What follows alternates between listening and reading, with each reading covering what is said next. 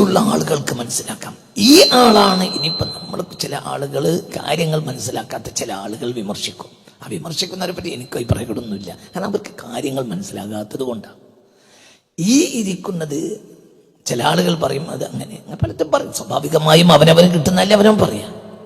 Tijaniyya മാർഗത്തിന്റെ ഇന്ന് ജീവിക്കുന്ന ഏറ്റവും വലിയ നക്ഷത്രമാണ് ബഹുമാനപ്പെട്ട ഷെയ്ഖ് ഇബ്രാഹിം സാലിഹ് ഹുസൈനി തങ്ങൾ. ഇന്ന് ലോകത്ത് ജീവിക്കുന്ന ഏറ്റവും വലിയ നക്ഷത്രം. അവരുടെ കാലിന്റെ ചുവട്ടിൽ വന്നിരിക്കുന്നത് ഷെയ്ഖ് ഹബീബ് അലി ജിഫ്രിയാണ്, ഉസാമ അൽ അസ്ഹരിയാണ്. അപ്പോൾ അവരാരായിരിക്കും ചിന്തിക്കുക. ബഹുമാനപ്പെട്ടവരെ കുറിച്ച് മഹാപണ്ഡിതനായ ഉസ്മാനുൽ ബുത്ഷി പറഞ്ഞ ഒരു വാക്ക് ഈ അടുത്ത ദിവസം ഒരു ഗ്രന്ഥത്തിൽ ഞാൻ കണ്ടു.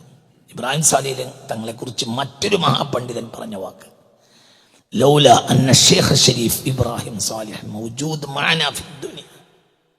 ദുനിയാവിൽ ഇബ്രാഹിം സാലിഹ് തങ്ങളെ പോലത്തെ ഒരാളില്ലായിരുന്നുവെങ്കിൽ ലദഅൗന അല്ലാഹ, നമ്മൾ അല്ലാഹുവിനോട് ദുആ ചെയ്യേണ്ടി വരുമായിരുന്നു. അയ്യുഅതിന ഷെയ്ഖ് ഇബ്രാഹിം സാലിഹ്, ഷെയ്ഖ് ഇബ്രാഹിം സാലിഹിനെ പോലത്തെ ഒരാളെ ഞങ്ങൾക്ക് തരണമെന്ന് നാം അല്ലാഹുവോട് ദുആ ചെയ്യേണ്ടിയിരുന്നു. അങ്ങനത്തെ ആളാ. ആ ആള് ദുനിയാവിൽ ഇല്ലെങ്കിൽ, അങ്ങനെ ഒരാൾ വന്നിട്ടില്ലെങ്കിൽ, ഷെയ്ഖ് ഇബ്രാഹിം സാലിഹിനെ പോലത്തെ ഒരാൾ ഈ ദുനിയാവിൽ വന്നിട്ടില്ലെങ്കിൽ നമ്മൾ അങ്ങനത്തെ ഒരാളെ ഞങ്ങൾക്ക് തരണമെന്ന് കൂട്ടം കൂടിയിരുന്ന് അല്ലാഹുവോട് ദുആ ചെയ്യേണ്ടി വരുമായിരുന്നു.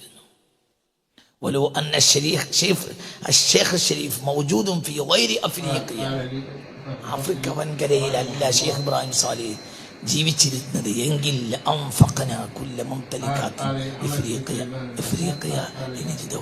ആഫ്രിക്കയിലെ മുഴുവനും സമ്പത്തും ചെലവഴിച്ച് നാം അദ്ദേഹത്തിന്റെ അടുത്തെത്തൽ അത്യാവശ്യമായി. ഇതൊരു മഹാപണ്ഡിതൻ പറഞ്ഞത് ഷെയ്ഖ് ത്വാഹിർ ഉസ്മാനുൽ ബുത്ഷിയുടെ വാക്കാണ്. ഇത് ലോകപ്രശസ്തമായ വാക്കാണ്. മനസ്സിലായില്ല? ഷെയ്ഖ് ഇബ്രാഹിം സാലിഹിനെ പോലത്തെ ഒരാൾ ഇന്ന് ലോകത്തില്ലെങ്കിൽ നമ്മൾ അല്ലാഹുവോട് ദുആ ചെയ്യേണ്ടി വരുമായിരുന്നു, അങ്ങനത്തെ ഒരാളെ ഞങ്ങൾക്ക് തരണം. അദ്ദേഹം ആ മഹാൻ ആഫ്രിക്കയിലല്ല ജീവിച്ചിരുന്നത് എങ്കിൽ നമ്മൾ ചെലവഴിക്കേണ്ടി വരുമായിരുന്നു. എന്തിനെ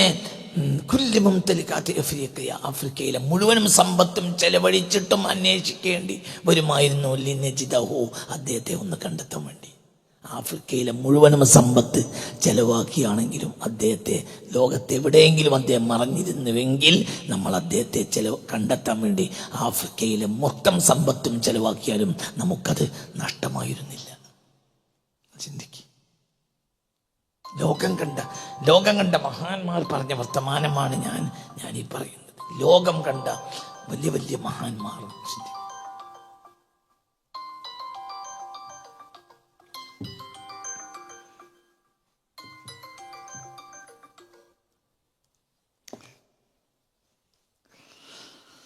സുബ്ഹാനല്ലാഹ്, നമ്മൾ ചിന്തിച്ചു നോക്ക്. ഞാൻ നിങ്ങളോട് പറയുന്നത്, നിഅമത്തുള്ളവൻ അവന്റെ നിഅമത്തിന്റെ ഒരു ഭാഗം ചെലവഴിച്ച് ആ കാൽച്ചുവട്ടിലെത്താൻ കഴിഞ്ഞാൽ നമ്മൾ ഭാഗ്യവാന്മാരാണ്.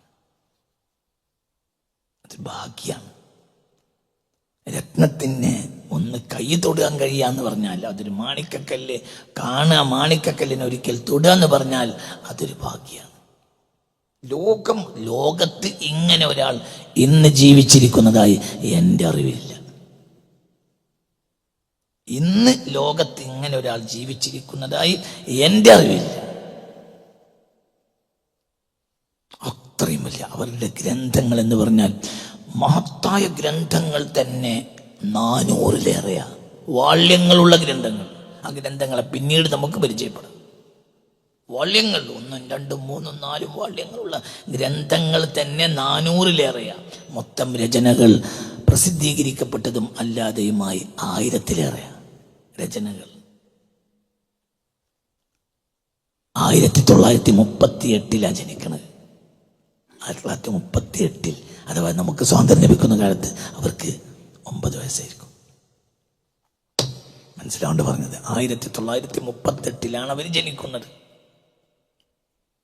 ഇത് 1900, ഇത് 2025. എപ്പോൾ നമുക്ക് നഷ്ടപ്പെട്ടാലും അങ്ങനത്തെ മാണിക്കക്കൽ എപ്പോൾ നഷ്ടപ്പെടാം. അല്ലാഹു തആല ദീർഘായുസ്സ് കൊടുക്കട്ടെ. അല്ലാഹു ദീർഘായുസ്സ് കൊടുക്കട്ടെ. നമ്മളെ സമ്പത്തിന്റെ ഒരു ഭാഗം ചെലവഴിച്ച് ആ കാൽച്ചുവട്ടിൽ എത്താൻ കഴിഞ്ഞാൽ അത് നമ്മളെ ഭാഗ്യം. വല്ലദീന ഊത്തുൽ ഇൽമ ദറജാത്ത്, വല്ലദീന ഊത്തുൽ ഇൽമ ദറജാത്ത്. ചിന്തിക്കണം. ഞാൻ ഈ അടുത്ത ദിവസം ബഹുമാനപ്പെട്ട ഷെയ്ഖ് മൂസ അബ്ദുള്ള ഹുസൈൻ തങ്ങളെ വിളിച്ച് ഞാൻ ഒന്നാമതായി ഷെയ്ഖ് ഷരീഫ് ഇബ്രാഹിം സാലിഹ് ഹുസൈൻ തങ്ങളെ പരിചയപ്പെടുത്തുകയാണ് എന്ന് പറഞ്ഞപ്പോൾ അവർക്കുണ്ടായ സന്തോഷത്തിന് കയ്യും കണക്കുകയില്ല. എന്തുകൊണ്ട്? ലോകം അറിയേണ്ട ഒരു സംഗതിയാണ്. ഒരു മുസ്ലിമായ ആള് ആദ്യം അറിയേണ്ടത് ഇൽമ് ആരുടെ കൈവശമുണ്ട് എന്നാണ്. ഹബീബായ പുണ്യ റസൂൽ സല്ലല്ലാഹു അലൈഹി വസല്ലമ തങ്ങൾ പറഞ്ഞ ഹദീസ് عن أبي الدرداء رضي الله عنه قال سمعت رسول الله صلى الله عليه وسلم من سلك طريقا يبتغي فيه علما سهل الله له طريقا إلى الجنة. അബൂ ദർദാ തങ്ങളാണ് ഹബീബായ നബി എന്ന് കേട്ട് ഈ ഹദീസ് രേഖപ്പെടുത്തുന്നത്. മൻ സലക ത്വരീഖൻ യബ്തഗി ഫീഹി ഇൽമൻ, ഇൽമുള്ള ഒരു വഴിയെ ഒരാൾ തേടിപ്പോയാൽ സഹലല്ലാഹു ലഹു ത്വരീഖൻ ഇലൽ ജന്ന, അല്ലാഹു തആല സ്വർഗ്ഗത്തിലേക്കുള്ള വഴി ആ മനുഷ്യന് എളുപ്പമാക്കി കൊടുക്കും. അല്ലാഹു എളുപ്പമാക്കി തരട്ടെ. വഇന്നൽ മലായിക, മലക്കുകൾ ലതളഉ അജ്നിഹതഹാ ലിത്വാലിബിൽ ഇൽമി റിളൻ ബിമാ യസ്നഅ. വഇന്നൽ മലായിക വഅന്നൽ മലായിക, മലക്കുകൾ ലതളഉ അജ്നിഹതഹാ, മലക്കുകളുടെ ചിറകുകളെ താഴ്ത്തി കൊടുക്കും. ലിത്വാലിബിൽ ഇൽമി, വിജ്ഞാനം തേടിപ്പോകുന്ന ആൾക്ക്. റിളൻ ബിമാ യസ്നഅ, അയാൾ ചെയ്യുന്ന ആ ചെയ്ത്തിൽ, അയാളുടെ കർമ്മത്തിലുള്ള സന്തോഷം എന്ന നിലക്ക് ചിറകുകൾ താഴ്ത്തി കൊടുക്കും. ആര്? മലക്കുകൾ. ശ്രദ്ധിക്കണേ. വഇന്നൽ ആലിം ലയസ്തഗ്ഫിർ ലഹു മൻ ഫിസ് സമാവാതി വമൻ ഫിൽ അർദ്. വഇന്നൽ ആലിം, നിങ്ങളൊരു ആലിമിനെ മനസ്സിലാക്കുമ്പോൾ നിങ്ങൾ ആളെ മനസ്സിലാക്കണം. വഇന്നൽ ആലിം, അത് മുത്തനബി പറയാം, ഒരു പണ്ഡിതൻ ലയസ്തഗ്ഫിറു ലഹു, ആ പണ്ഡിതന് വേണ്ടി പൊറുക്കലിനെ തേടിക്കൊണ്ടേയിരിക്കും.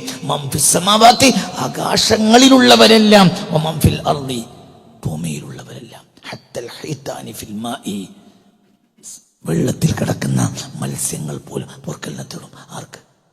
പണ്ഡിതന്. എനിക്ക് ഇതിനു വേണ്ടി എന്നോട് കൽപ്പിച്ച് സമ്മതം തന്നത് എൻ്റെ മുർഷിദായ ബഹുമാനപ്പെട്ട ഷെയ്ഖ് മൂസ അബ്ദുള്ള ഹുസൈൻ തങ്ങളാണ് റളിയല്ലാഹു അൻഹു. ആയിരിക്കുന്നത് ഷെയ്ഖ് ഇബ്രാഹിം സാലിഹ് തങ്ങളാണ്. എനിക്ക് കൽപ്പന തന്നത് ഇത് നീ ചെയ്തേ മതിയാവൂ, ഈ ഗ്രന്ഥം നീ വിശദീകരിച്ചേ മതിയാകൂ.